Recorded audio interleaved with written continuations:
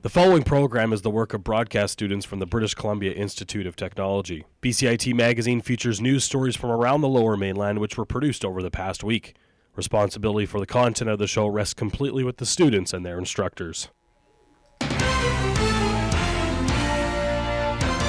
on BCIT Magazine, a sign shop in Langley is gaining some extra business with the provincial election, while a local burger joint gets customers voting. And Travis Lulay helps teach kids about recycling at Science World.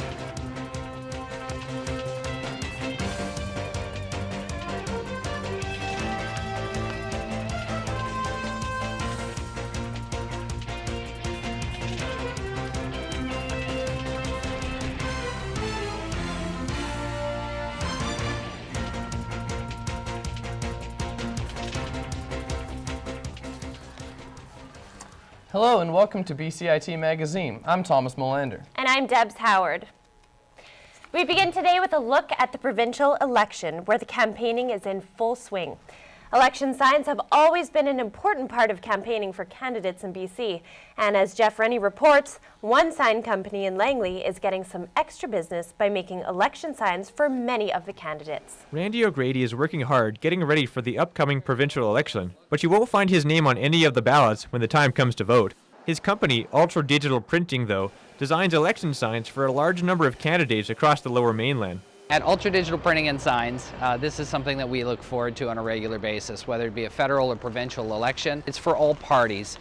And depending on what the election is, we also do the printing and the sign work for the federal government, the provincial government, as well as the candidates themselves. Elections are an exciting time for the company, as it provides them with a huge boost to the business financially. Financially, it's a great surge. We certainly appreciate the business the candidates give us. It literally doubles our business overnight. Employees put in a lot of extra hours during campaigns in order to get all the signs out on time for those running. Puts a bit of pressure on because, you know, you're putting other people aside. Just drop everything, get the election signs on the go. Each candidate that comes in gets a few hundred signs made up. We have no affiliation to any party, but what we do like to see is our signs on every lawn. For those running, Randy believes signs are the most valuable way to let people know the names of a candidate. For a candidate, having signs out there is mandatory. It's a must.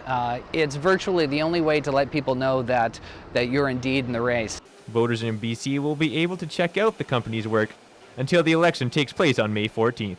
Jeff Rennie in Langley for BCIT Magazine. Michael Halliday is an Abbotsford resident and the newest leader of BC's registered party, the Excalibur Party. He's gearing up for the upcoming provincial election and hopes his unique platform will attract young voters. My co-anchor Thomas Molander has this report.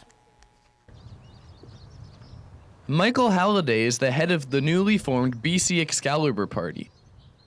Well, I think we're falling apart politically, socially. I think this province has been mismanaged. Halliday has chosen symbols and ideas from the time of King Arthur to represent his party due to their relatability. Halliday chose the Sword of Excalibur from the legend of King Arthur as the symbol of the party. It's meant to symbolize the values of truth, honor, and justice. Time when the country was in total chaos, there was rebellions and civil strife, and the country was basically falling apart, which I figure this province is. The Excalibur Party is a family effort. Halliday's wife and daughter designed the website, and his 18-year-old son is the Abbotsford candidate. He's determined, he has a sense of balance, a sense of justice, and a good sense of honor, which is something that is kind of lacking in today's politicians. If he says he will do something, he will do it. Some BCIT students would consider voting for a fringe party. I would consider it if none of the major parties seem to have proven themselves in the past, or if they don't have policies that I could support. If they did cater to me, I would try and convince me and my friends to actually vote for them as well. Though Halliday's sword isn't real, his aspirations for change in BC are. Thomas Molander in Burnaby for BCIT Magazine. Once again for this campaign, a burger joint is holding a burger poll urging customers to vote for their favorite candidate. Mariah Beaton went to see what they're cooking up. In downtown New Westminster, a popular burger joint is serving up their patties with a side of politics. Burger Heaven has brought back the bun-official burger pole. Jude Nurl is the owner of the restaurant and has been in charge of the pole for 22 years. At first it started as a promotional thing that we did to bring awareness to the elections and bring a different light and conversation into the restaurant. Each party leader has a burger-inspired description on the menu. Customers can vote for one of the 4 leaders, and results are tallied at the end of the night. It seems that most of the time our poll has been fairly accurate. New Westminster has always been kind of an NDP stronghold, so there is a little bit of bias there for the NDP, but take that into account, and we've been fairly accurate with most of the polls. So. While the political burgers on the menu are just for show, Burger Heaven is still known for its delicious burgers. I was so interested in getting into my hamburger, I thought it was a distraction, so I just voted undecided is what I voted for. Customers can cast their votes at the Bun-official burger poll until Election Day on May 14th. Official results will show if the buns can predict the ballots. Mariah Beaton in New Westminster for BCIT Magazine. Medical cannabis is used by many British Columbians for relief from chronic pain. Sarah Gray met advocates at Canadian Medical Cannabis Partners who want to see easier access for this medication for those with chronic illness. So this is the vaporizer I use, and all I do is I hit the... Joy Davies smokes medical cannabis for pain from fibromyalgia. Getting a license for what she calls medicine was difficult. So I started going from one clinic to another with the Compassion Club papers, and I said, I have fibromyalgia, I've been diagnosed, here's the paperwork, this is helping me when the medications work. And it took me about 6 different doctors, and one doctor was compassionate and he signed my papers. There are many negative social stigmas associated with pot smoking and marijuana, but advocates for legalization in BC want people to become educated about pot and to become aware of the medical benefits for chronically ill patients who need it. David Hutchinson works with Joy to lobby for easier access to medical marijuana. A family tragedy inspired him to look beyond conventional medicine. My daughter had been going through treatment at BC Children's Hospital for a brain tumour. She's had 4 recurrences and 4 surgeries at BC Children's Hospital. And 2 years ago, we were told that there was nothing that conventional medicine could do that could cure her. Joy and David are sharing their story in hopes that medical cannabis will eventually be distributed provincially, not federally, so the chronically ill have faster access. Sarah Gray for BCIT Magazine. Sarah now joins us live. Sarah, what do the Canadian Medical Cannabis Partners want people to know about medical cannabis? Well, Thomas, what they're looking for right now is they want people to start thinking of it as an option. They want people to understand that marijuana can actually help with chronically ill patients. They would also like to see broad education across BC. They would like to see doctors offer it to patients as an alternative to prescription medicine. Finally, what's really important to them is that access for patients who need it is much easier. They'd like to bring it down from a federal level to a provincial distribution level. Back to the studio. Thanks, Sarah. We've got a lot more ahead in our show. Coming up next on BCIT Magazine, the recent student election opens dialogue about campus food, and a BCIT instructor finds a unique way to preserve cherry blossoms.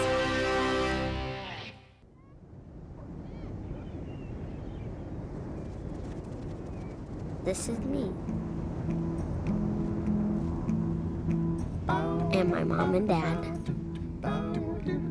And my big brother Alex. And Jack.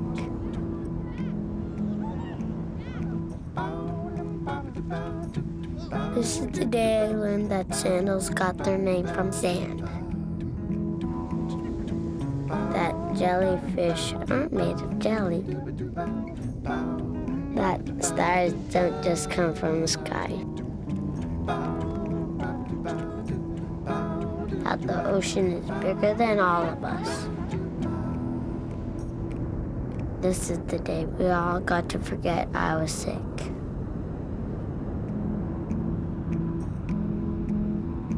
This was my wish.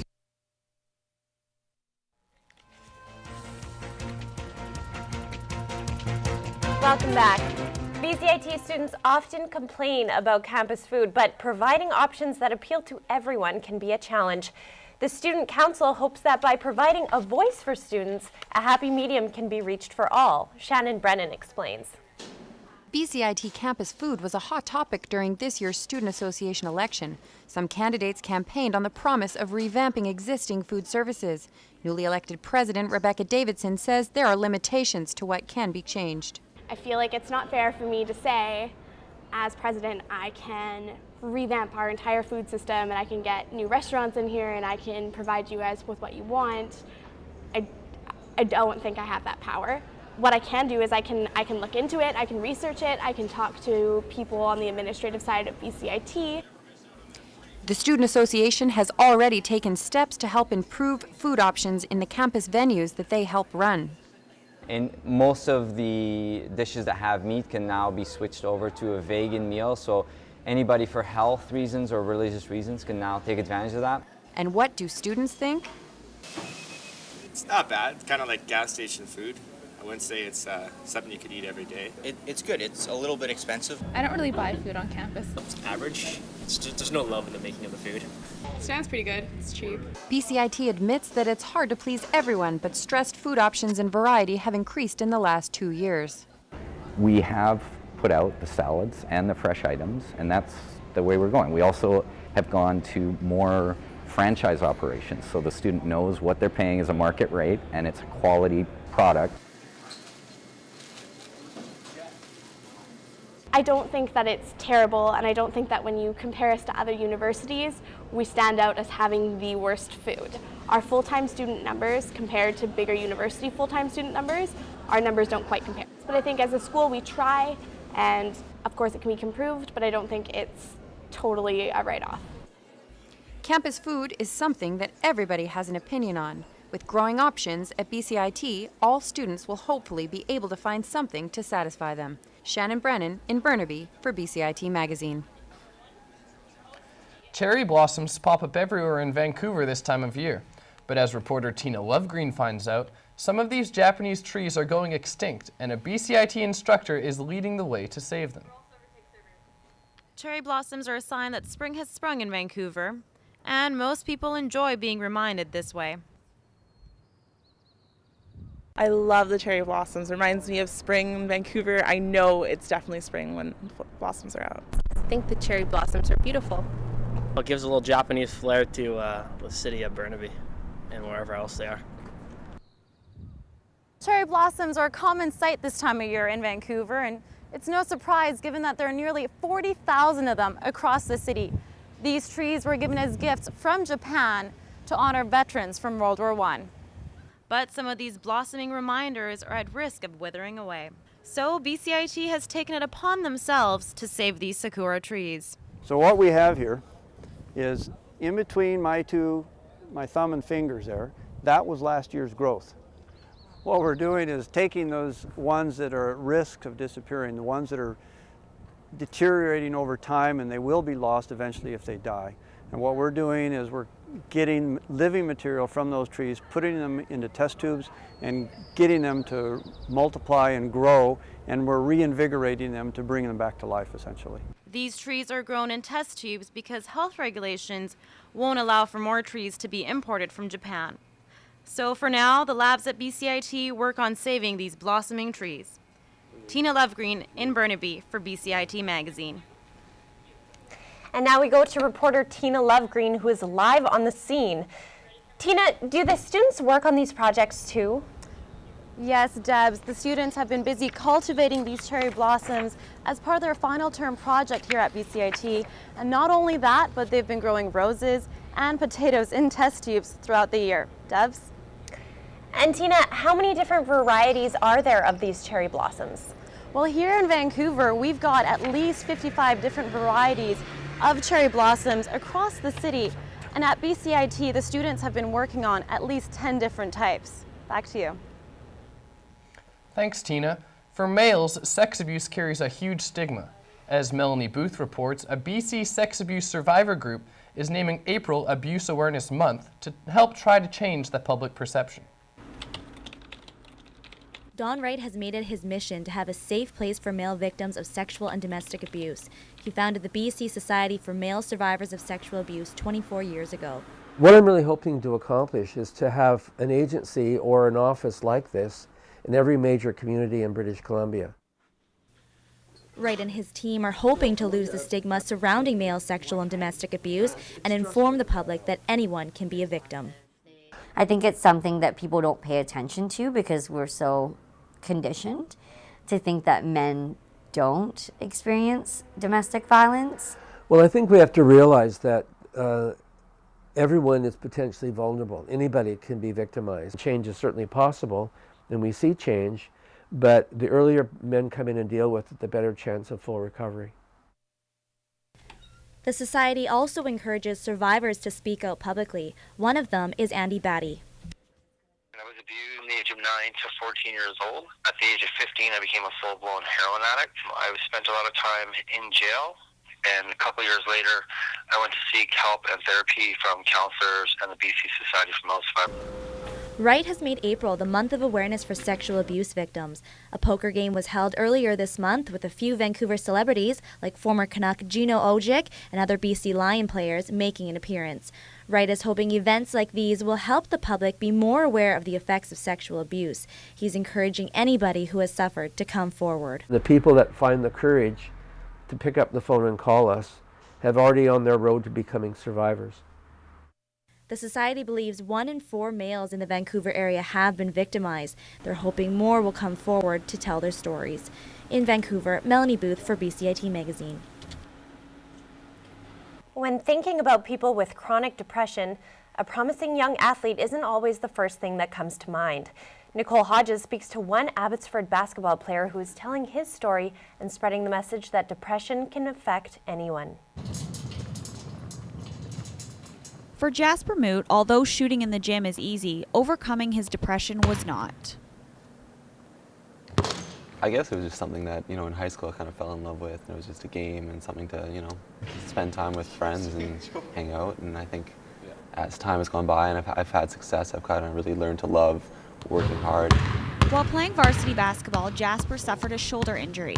After surgery, everything changed for the young athlete. Go from being a really active guy who's doing things all the time to, stuck on the couch. You're not going to feel great. I started to really develop paranoid delusions about the world around me. I thought my mom was going to try and kill me. I started to hear voices and I started to really kind of go off the deep end. Finally, there came a time in Jasper Moot's life where he had to make a decision to take his own life or to find the strength to keep on living. That choice would come while he was standing on top of a 3-story building contemplating suicide. I don't know, I woke up in the morning and I just really felt like something was off, and I walked out of the hotel room. I remember it very clearly. It was that, not why would I kill myself, but why would I live? After falling unconscious several times, Jasper was hospitalized. Following treatment, he began recovering from his depression. His head coach, Adam Friesen, is glad his player is back both mentally and physically. It's great that he's recovered from what he went through, and that he's able to get back on the court and play is terrific. Basketball-wise, there's a new drive, a new passion there. I know I have 2 years left, and I'm going to use those years. And as more time goes by, I realize that it's been probably one of the greatest gifts I've ever been given. It's been a ton of perspective. By facing his depression, Jasper has bounced back stronger than before. Nicole Hodges in Abbotsford for BCIT Magazine.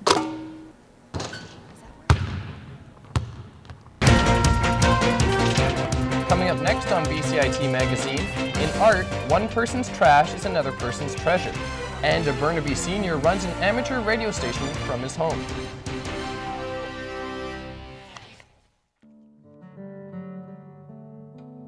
They say if you want a wish to come true, never tell anyone. But there is one wish that can make the difference between life and death. And this wish can only come true if you tell someone. Please, let your family know you want to be an organ donor.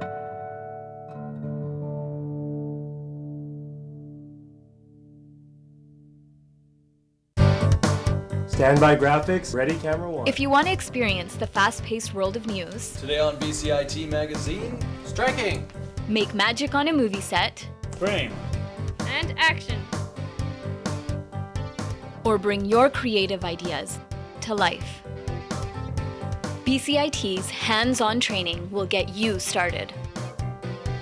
BCIT Television and Video Production. Your possibilities start here.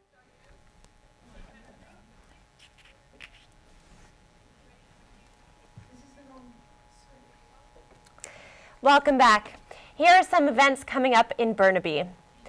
A celebration of International Day at the Shambold Center Atrium on April 27th at the Shadbolt Center for the Arts.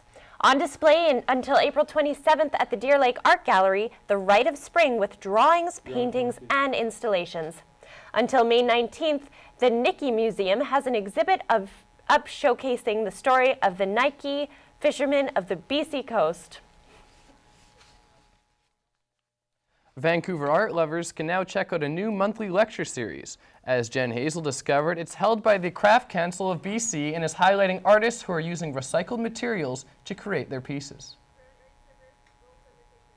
The Craft Council shop on Granville Island showcases the art of many local artists, like Bridget Catchpole, whose innovative art uses an even more innovative medium. I saw this program on recycling and plastic and how it's become such a problem, and the recycling depots can't actually sort them efficiently or profitably. So really bottles and cans were getting recycled, but other things wouldn't. So I had this empty tube of eye makeup remover and I was about to throw it away because it couldn't be recycled. There's no symbol on it, and I thought, you know, maybe I can do something with this. Bridget saw an opportunity to not only recycle the bottles, but transform them into jewelry art. Bridget, she makes a point of, I think that she likes to make a statement about the environment with her work. You know, there's a lot of artists here, not a lot of people know about it. You know,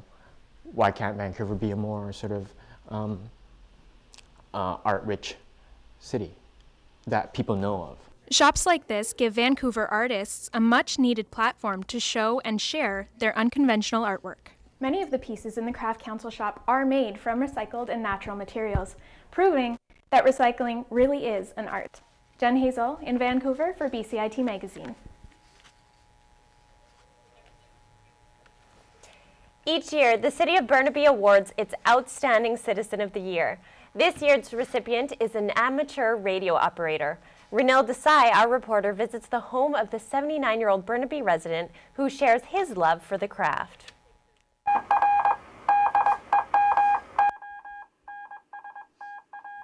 These are the sound waves the city of Burnaby has been listening to for over 35 years. The man behind the microphone is 79-year-old Lou Bobin.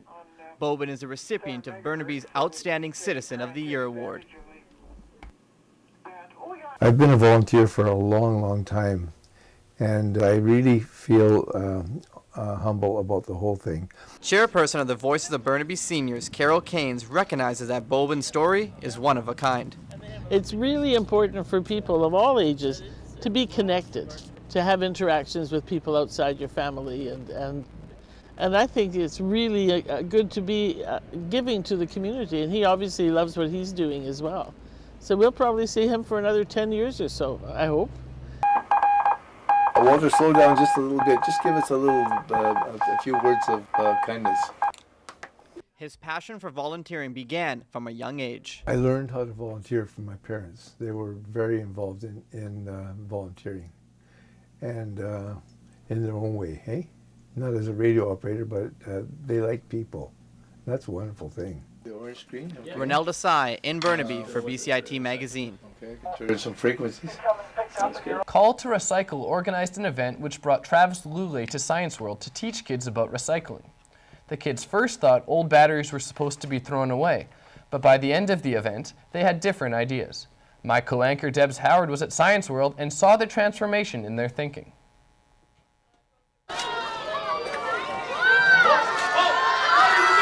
BC Lions quarterback Travis Lulay was outweighed at Science World. Kids sat in anticipation as they waited for their turn to help tip the giant scale. Each child participated by recycling old batteries on one side, while Lule took a seat on the other. It's just a way to spread awareness. We had some kids in here and just showing them that there's better ways to dispose of used batteries and cell phones and things like that. We just did a fun little thing with a little propaganda lifting me up in the air, but really it's just about spreading awareness of the best way to dispose of those things. An educational talk was presented to the kids at the event to help teach them about the value of sustainability. Over 220 pounds of batteries and electronics were recycled. I put in 2 bags of batteries. I put in 2 bags of batteries and a phone.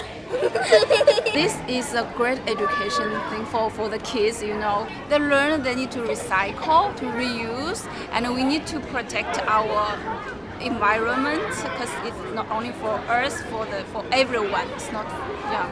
Rather than throwing them in the garbage, kids now know to recycle batteries in the right places.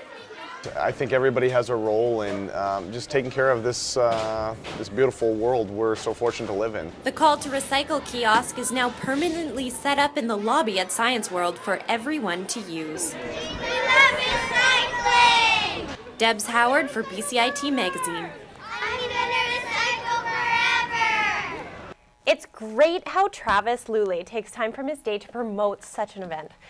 Lule and the rest of the BC Lions are preparing for their upcoming 2013 season, which kicks off in June.